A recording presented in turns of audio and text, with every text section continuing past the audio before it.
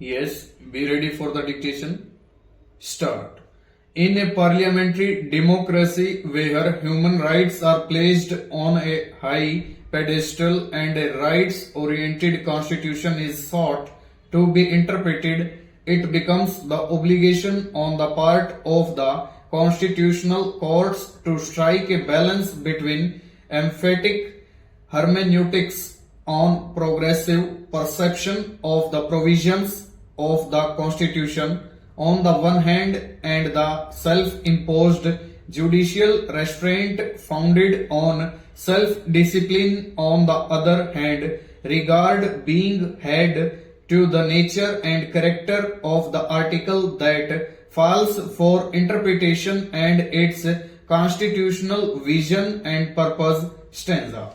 The courts never allow a constitutional provision to be narrowly construed, keeping in view the principle that the Constitution is a living document and organic, which has the innate potentiality to take many a concept within its fold stop. The courts, being alive to their constitutional sensibility, do possess a progressive outlook, having a telescopic view of the growing jurisprudence stock. Nonetheless, occasions do arise where the constitutional consciousness is invoked to remind the court that it should not be totally oblivious of the idea being the final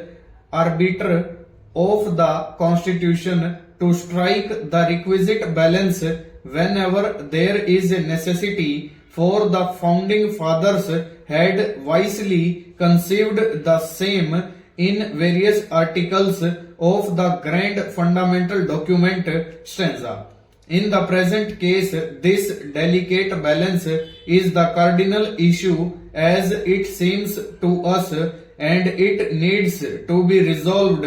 in the backdrop of both the principles stop. The factual score that has given rise to the present reference to be dealt with by us is centered on the issue as to whether a parliamentary standing committee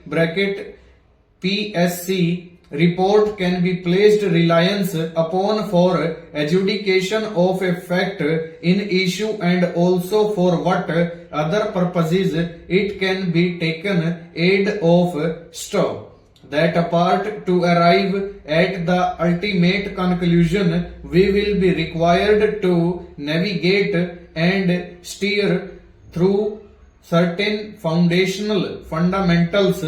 which take within its ambit the supremacy of the Constitution, constitutional limitations, separation of powers, power of judicial review, and self-imposed restraint, interpretation of constitutional provisions.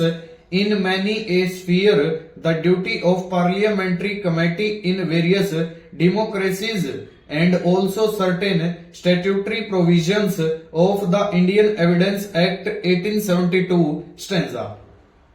The initial debate and deliberation before the two-judge bench that was hearing the instant writ petitions had focused around the justifiability of the action taken by the Drugs Controller General of India and the Indian Council of Medical Research (ICMR) pertaining to the approval of a vaccine, namely human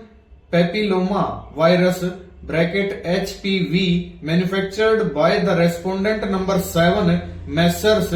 GlaxoSmithKline Asia Private Limited, and the cervical cancer in women, and the experimentation of the vaccine was done as an immunization by the governments of Gujarat and Andhra Pradesh